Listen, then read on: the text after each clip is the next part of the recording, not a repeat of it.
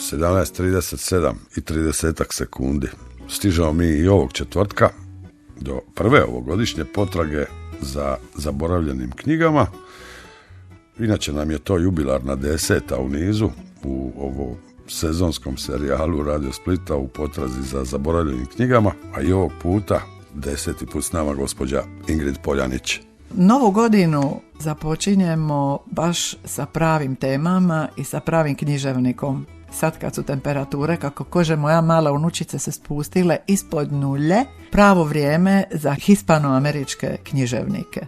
Spomenimo samo najpoznatije, onako nasumce, Gabriela Garciju Marqueza, pa onda Machada, Borgesa, Cortasara, Vargasa Llosu, Izabelu Allende, Lauru Esquivel, Antonija Scarmetu, a ja sam odabrala još jednog kojega nisam sad u ovom nabrojila, to je Luis Sepulveda, čileanski književnik kojega smatraju jednim od najboljih pripovjedača na svijetu.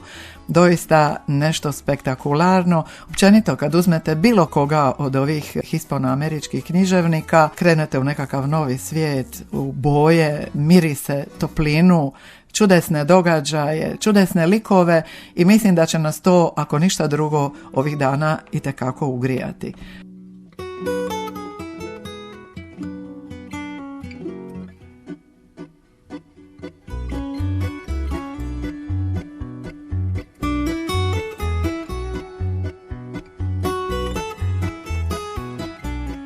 Ispričat ću vam kao i uvijek nešto o Luisu Sepulvedi, književniku koji je rođen u Čileu, kojemu je otac bio vlasnik jednog malog restorančića, ali ono zakleti komunista, član komunističke partije čileanske, a majka, koja je inače bila medicinska sestra, je porijeklom Indijanka iz plemena Mapuche, što će itekako obilježiti Sepulvedu i u njegovom radu i u njegovom životu.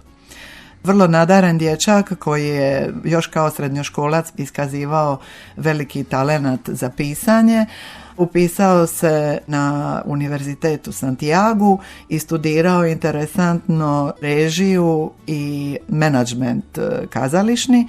Tijekom studija već počeo ozbiljno pisati jer je primijetio da ljudi rado čitaju njegove priče, pa kaže negdje u njegovoj biografiji da je neko vrijeme pisao nekakve onako malo lastivne pričice, prodavao ih i dobro zarađivao za džeparac. Tijekom studija dosta putovao, jako je volio putovati, još uvijek jako puno putuje i to će ga također obilježiti. I ono nešto što je jako važno, pod očevim utjecajem i sam je postao gorljivi član komunističke partije i tijekom studija je osnivao tako grupe, čak je postao i predsjednik komunističke omladine.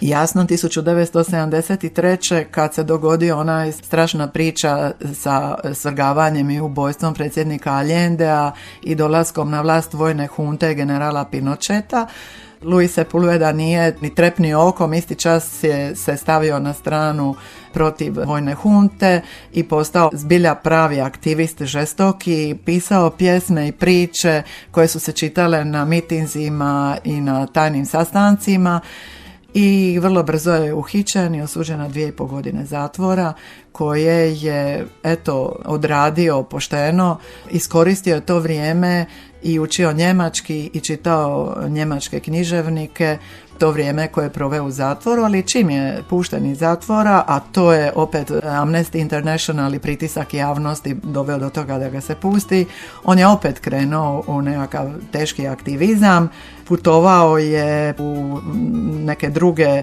južnoameričke zemlje, bio u Brazilu, Paragvaju, Ekvadoru, tako da je ponovo uhvaćen i ovoga puta osuđen na doživotni zatvor koji je zbog pritiska Amnesty International prebačen na 28 godina, pa je onda i dalje pritisak javnosti je bio i onda je zapravo dobio izgnanstvo iz Čilea, 8 godina je bio izgnan. On je to vrijeme također koristio za putovanja, razmišljao o tome gdje bi se skrasio. U tom razdoblju u Ekvadoru 7 mjeseci živio sa indijanskim plemenom Šuari i priključio se u Nikaragvi sandinistima, opet se tamo borio da bi negdje 1980. tražio azil u Njemačkoj, primljen je tamo, živio u Hamburgu, najprije vozio kamione, a onda je počeo pisati, pisao je na primjer za Der Spiegel, pokazao se kao izvrstan novinarski kadar, priključio se Greenpeaceu, tako da je s njima godinu dana bio na njihovom brodu. Dakle, jedan politički aktivista, osim što je književnik, novinar, scenarist i nekoliko filmova je snimio, on se cijelog života zapravo borio za nekakva prava i takav je još uvijek.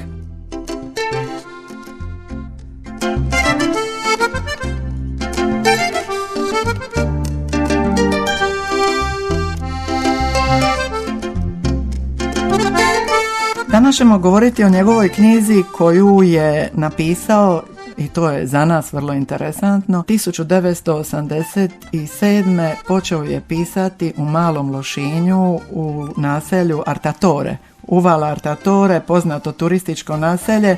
Sasvim slučajno Luis Sepulveda je tu doputovao bez ikakvog plana, iznajmio jednu staru kuću i u njoj živio sa puno ljudi iz različitih zemalja. Kaže da je to bio mali Babilon u toj kući.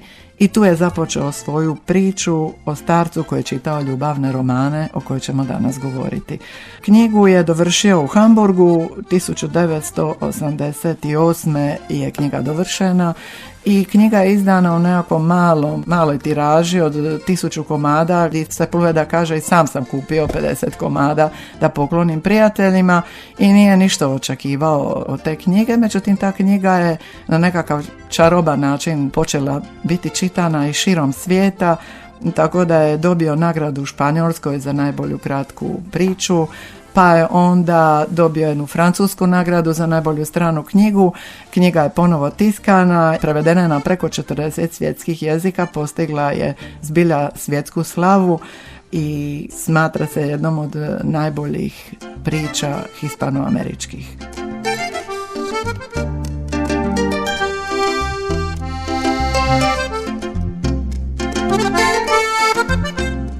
Roman je posvetio svom mrtvom prijatelju i svima onima koji će ići njegovim putem u obrani onog jedinog svijeta što ga imamo. Priča se zbiva u Amazoniji, u ekvadorskom dijelu prašume, u mjestu El Idilio.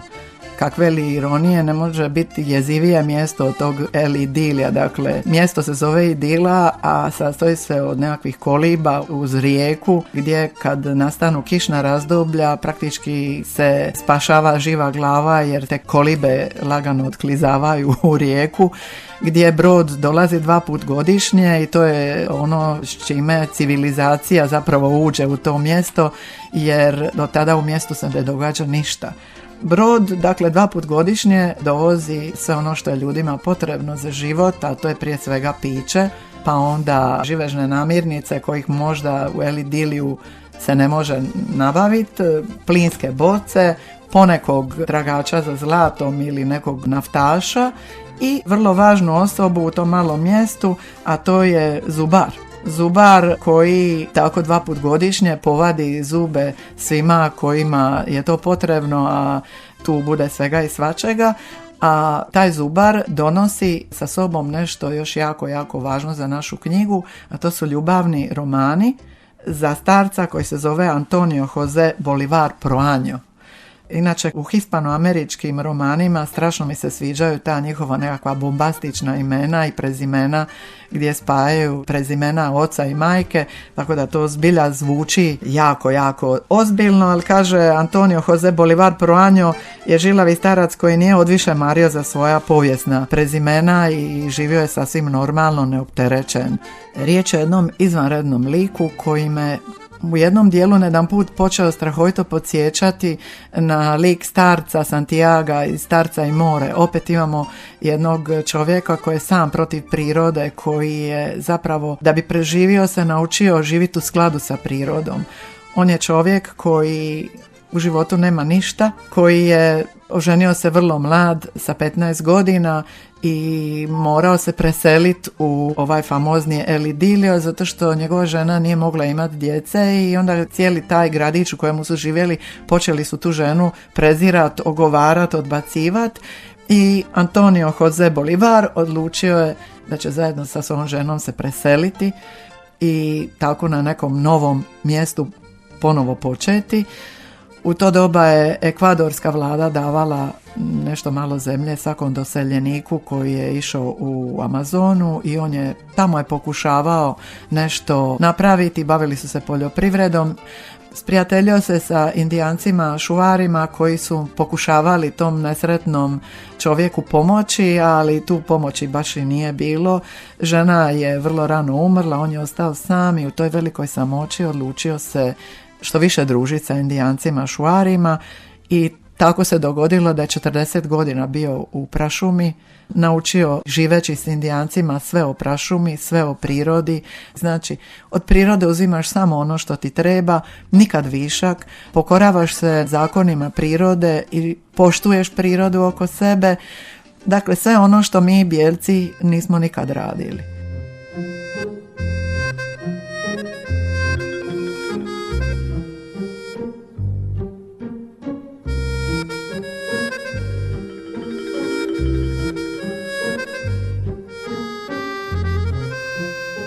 Antonio Bolivar živio od lova, međutim nije volio loviti. Lovio je zato što je od toga živio jer mu je to pomagalo da koji put ono što je ulovio razmijeni za stvari koje su mu trebale. Živio je skromno u toj nekoj kolibi na rubu prašume i onda se dogodilo nešto što je potpuno promijenilo čitav njegov život. Antonio Jose Bolivar otkrio je da zna čitati. Nije znao pisati, interesantno, ali otkrio da zna čitati kad su u to mjesto El Idilio došli ljudi iz glasačkog odbora, trebalo je glasati za novog predsjednika i onda su shvatili da bi bilo dobro zaći čak i u prašumu i tamo pronaći ljude koje eventualno znaju čitati i pisati, da se mogu potpisati na glasačke listiće.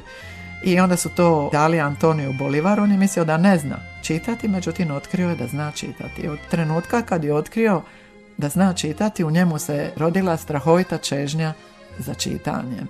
I sve je napravio, ne bi li čitanje uveo svoj život, ali je otkrio isto tako da mu se novine ne sviđaju, da mi se ne sviđaju tračevi priče o ubojstvima i prevratima, nisu mu se sviđale ni životopisi svetaca. Razgovarao je s jednim svećenikom i kad mu je svećenik objasnio kakvih sve knjiga ima, on je intuitivno osjetio da bi baš ljubavni romani bili oni koji bi se njemu sviđali. Odlučio je postupiti na sljedeći način. Otišao je u prašumu, tamo je napravio jedan dobar ulov majmuna i papiga koji su se dobro prodavale. Brodom je otišao prvo veće mjesto i tamo prodao taj svoj ulov i 6 mjeseci ostao kod učiteljice u knjižnici. U knjižnici je birao pažljivo ono što će čitati i od tada je počeo čitati ljubavne romane. Kad je prodao majmune i papagaje, učiteljica mu je pokazala svoju biblioteku. Videći toliko knjiga na okupu, nije mogao doći k sebi od uzbuđenja. Učiteljica je imala 50-ak svezaka poslaganih u drvenom ormaru i on je preuzeo ugodnu zadaću da ih pregleda, služeći se nedavno kupljenim povećalom. 5 je mjeseci gradio i brusio svoje čitateljske sklonosti, istodobno stjecao dvojbe i odgovore. Listajući geometrijske priručnike, pitao se ima li čitanje doista ikakvog smisla. Iz tih je knjiga zapamtio samo dugu rečenicu koju bi izrecitirao kad bi ga spopala čamotinja. Hipotenuza je stranica koja leži nasuprot pravom kutu u pravokutnom trokutu. Povijesni priručnici su pak zaključke gradili na običnim lažima. Kako je moguće da ti blijedi kičaši s rukavicama do lakta u dugim pripijenim gaćama kao cirkusanti pobjede u nekoj bitci? Doista mi je vidjeti njegovane uvojke kako lelujaju na vjetru pa da zaključiš da takve mlakonje nisu kadre ni muhu ubiti. Na srce Edmonda de Amičisa potrošio je zamalo polovicu svog boravka u Eldoradu. Tu je došao na svoje. Knjigu nije ispuštao iz ruku bez obzira na umor koji mu je ponekad sklapao oči. Sve dok jednog dana poslije upornog prečitavanja nije zaključio da te silne patnje nisu moguće i da tolike količine nesreće ne mogu stati u jednu knjigu. U krunici spisateljice Florence Berkeley bilo je ljubavi na svakoj stranici. Junaci su patili i njihova se sreća tako divno miješala s jadima da mu se povećalo znalo zamagliti od suza. Ne suglasivši se sasvim s njegovim izborom, učiteljica mu je dopustila da ponese knjigu i on se s potonjom vratio u El Idilio da iščita i 100 puta, okrenut prozoru, spremajući se da tako sada postupi i s romanima kojima je donio zubar. Knjige su podatno ležale na visokom stolu i čekale izvan mutnog pogleda u prošlost o kojoj Antonio Jose Bolivar nije volio razmišljati. Praznine u sjećanju ispunjavao je blaženstvima i jadima ljubavi što traju dulje od vremena. Eto tako je Juan Antonio Bolivar počeo čitati ljubavne romane.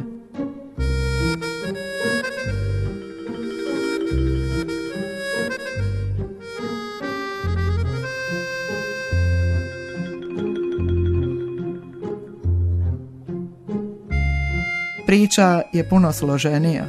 Priča se zapravo cijela skoncentrira na lov na panteru, na koju je starac prisiljen i ucijenjen. Mjesto El Idilio je ugroženo od podivljale pantere koja ubija ljude zbog toga što je jedan nepromišljeni bijelac ubio njezinu mladunčad i ona podivljala od boli i od tuge, okrenila se protiv svih ljudi i jedini Antonio Bolivar bio je onaj koji je tu panteru mogao uhvatiti i spasiti mjesto. Jasno, tu se onda razvija jedna bitka između životinje, jedne prekrasne životinje koja simbolizira zapravo prirodu, ljepotu i snagu prirode i u tom segmentu je knjiga jako slična Starcu i moru i na kraju jasno starac pobjeđuje, ali pobjeđuje tako da na kraju postiđeno zaplače kao netko tko se ponio podlo i nečasno, nipošto kao pobjednik u dvoboju sa panterom. Bacio je pušku, otišao u svoju kolibu prema svojim romanima u kojima je ljubav opisana tako lijepim riječima da je zbog njih povremeno uspijevao zaboraviti ljudsko divljaštvo. Tako završava roman čija zapravo putanja je započela u našem malom Lošinju u uvali Artatera. Danas smo govorili o knjizi Luisa Sepulvede, Starac koji je čitao ljubavne romane.